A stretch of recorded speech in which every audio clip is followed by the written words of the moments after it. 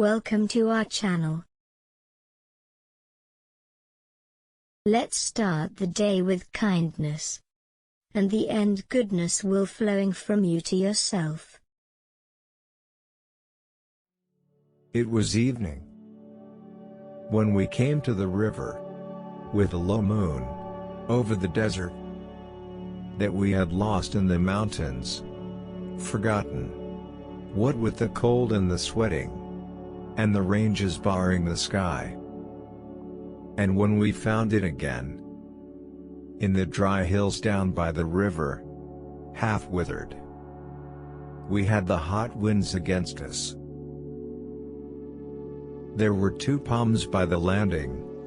The yuccas were flowering. There was a light on the far shore, and tamarisks. We waited a long time, in silence.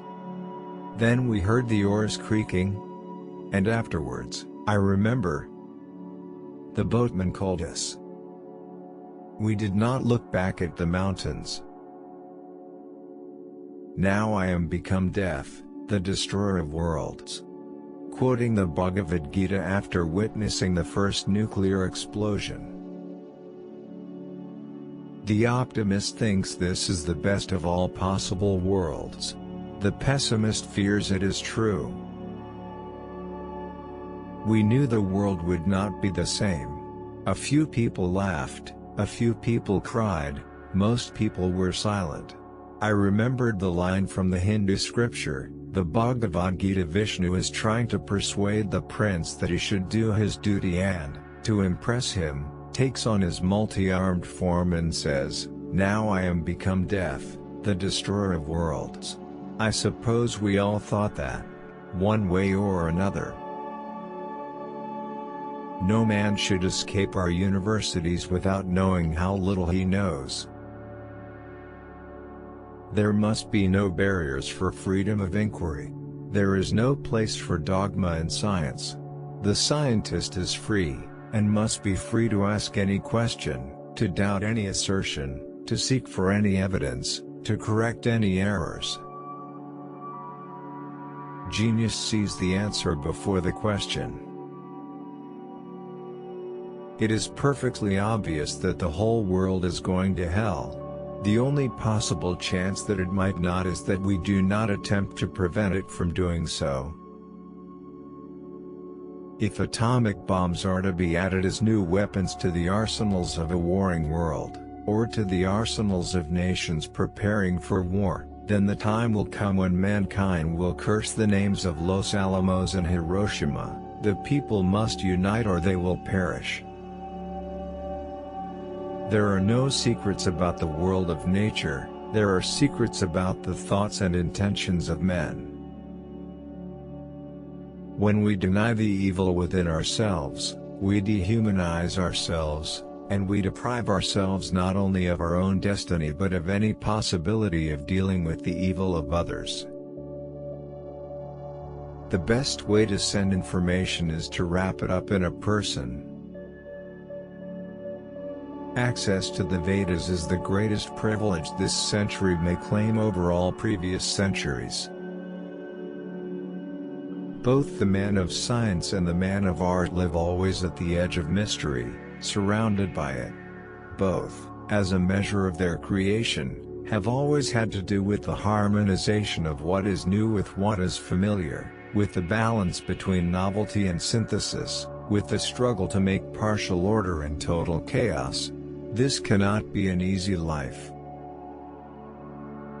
The atomic bomb made the prospect of future war unendurable. It has led us up those last few steps to the mountain pass, and beyond there is a different country. The people of this world must unite or they will perish.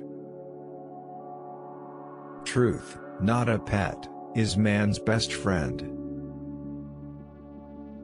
Any man whose errors take 10 years to correct is quite a man.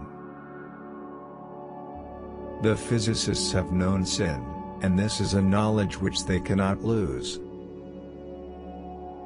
We may be likened to 2 scorpions in a bottle, each capable of killing the other, but only at the risk of his own life.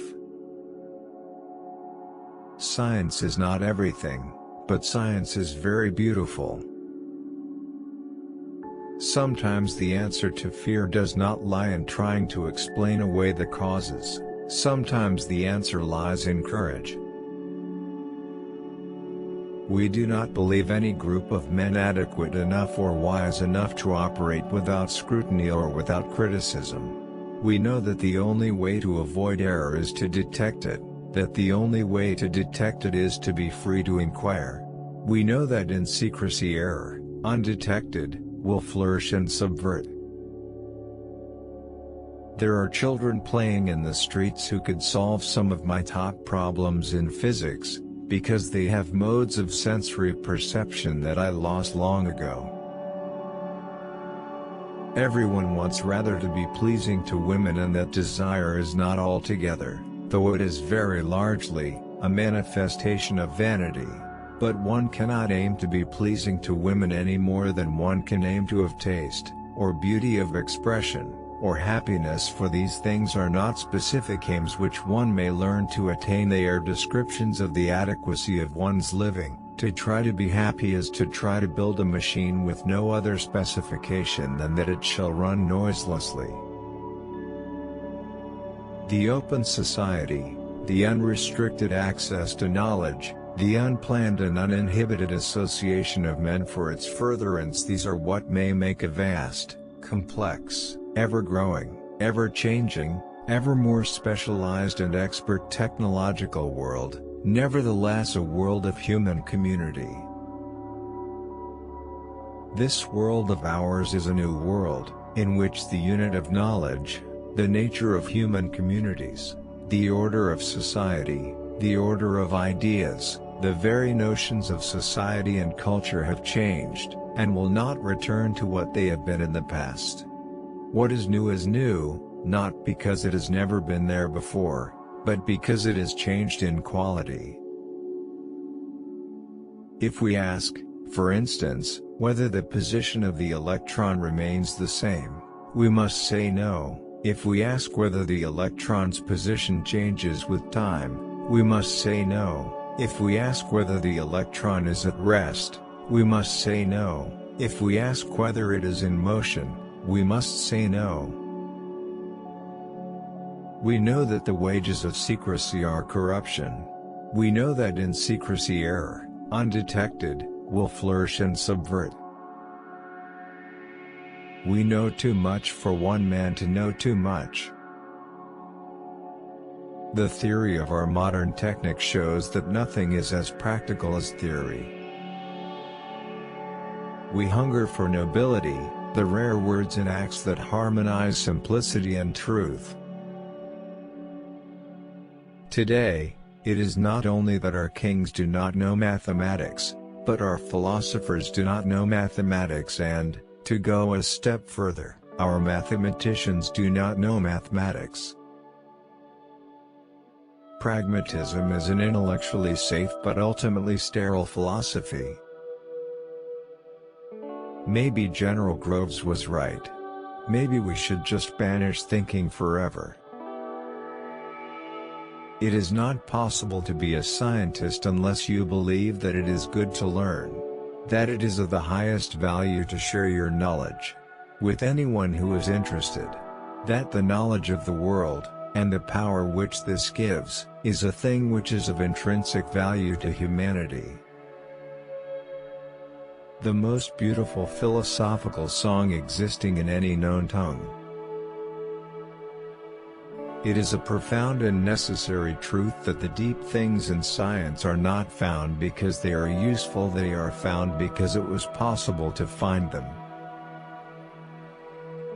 Bertrand Russell had given a talk on the then new quantum mechanics, of whose wonders he was most appreciative. He spoke hard and earnestly in the new lecture hall. And when he was done, Professor Whitehead, who presided, thanked him for his efforts, and not least for leaving the vast darkness of the subject unobscured. In a free world, if it is to remain free, we must maintain, with our lives if need be, but surely by our lives, the opportunity for a man to learn anything. I can make it clearer, I can't make it simpler. Thank you for stopping by our channel. See you next time. Bye.